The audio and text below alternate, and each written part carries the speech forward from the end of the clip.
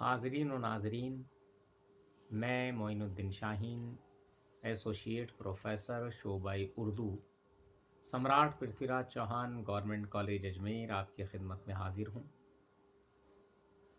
हम पिछले 2 दिनों से नाविल और नाविल की सिन्फ से मुताल्लिक जो ज़रूरी मालूमात हैं उस पर गुफ्तगू कर रहे थे।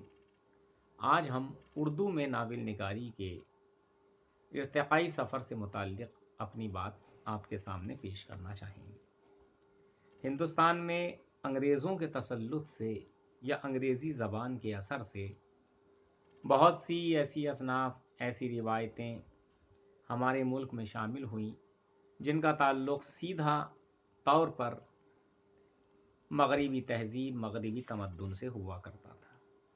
लेकिन जब 2 तहज़ीबें आपस में मिलती हैं तो उनके अख्तिलात से कुछ खुशगवार वाक़यात भी पेश आते हैं या खुशगवार पहलू भी मंज़र आम पे आते हैं। वही हुआ कि मशरिक़ व मग़रिब के इश्तिराक से जो एक नई सिन्फ़ नस्र सामने आई उसे हम नाविल कहते हैं।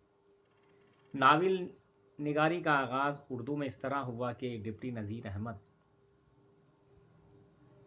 को उर्दू का पहला नाविल निगार तस्लीम किया जाता है और बाज़ नक्कादों ने यहाँ तक लिखा है कि रिचर्डसन और फील्डिंग को जो मकाम व मर्तबा अंग्रेज़ी नाविल निगारी की तारीख़ में हासिल है, वही मकाम, वही मर्तबा, वही हैसियत उर्दू नाविल निगारी के तनाजुर में डिप्टी नज़ीर अहमद को हासिल है। ये वही डिप्टी नज़ीर अहमद हैं जो सर सैयद के नामवर रफ़क़ा में अपनी इनफरादी पहचान रखते थे और साहिब तर्ज नस्र निगार थे।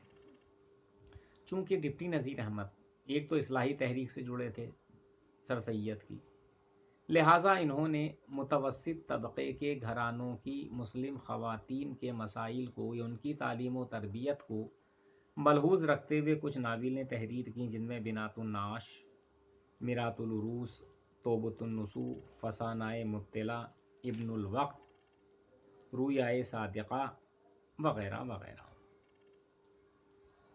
उनसे पहले हमारे यहाँ दास्तान नवीसी का दौरा था जिसमें जिन परी भूत बला का तस्करा हुआ करता था। लेकिन जब नाविल की सिन्फ वजूद में आई तो मौफ़ूक़ुल फ़ितरत अनासिर के बजाय हमारे समाज में रहने वाले वो अशख़ास जो किरदार के तौर पर जिनका इस्तेमाल किया गया वो ज़िंदगी की चलती फिरती और हकीकी तस्वीरें पेश करने लगे।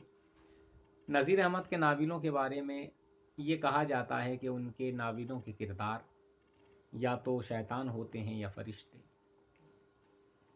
इसका मकसद ये है या इस बयान का मतलब ये है कि वो किसी किरदार से अगर नाराज़ हो जाएं तो इतनी बुराइयां उसमें दिखाने की कोशिश करते हैं गोया वो शख्स शैतान से बदतर है, और वो किसी से खुश हो जाते हैं या किसी से मुतासिर होते हैं तो उसमें, उसके किरदार में, उसकी शख्सियत में इतनी खूबियाँ बयान करते हैं गोया वो शख्स फरिश्तों से बढ़कर है।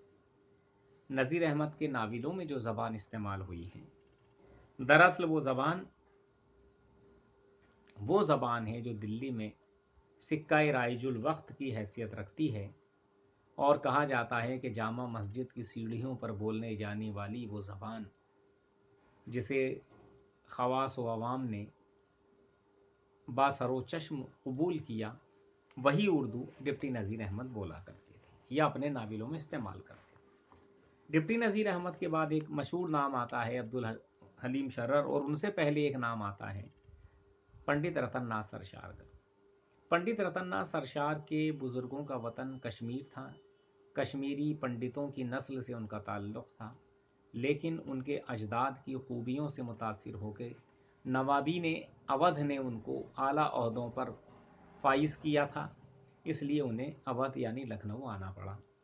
अपने बुज़ुर्गों की सोहबतें उठाकर, और ये समझिए कि नवाबीन के अहद में जो ज़िंदगी थी या जब माहौल वहाँ का था उससे मुतासिर होकर उन्होंने नाविलें लिखी, जिसका نمونہ ہمارے سامنے فسانۂ آزاد کی صورت میں آتا ہے۔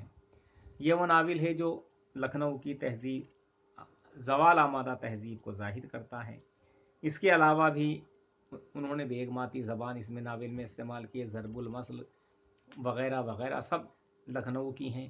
علاوہ اس کے انہوں نے سحر کوثر اور خدائی فوجدار جیسے اور بھی طوفان بے تمیزی جیسے ناول لکھے، اور ناول نگار کی حیثیت سے اردو ادب میں اپنا انفرادی مقام و مرتبہ قائم کیا۔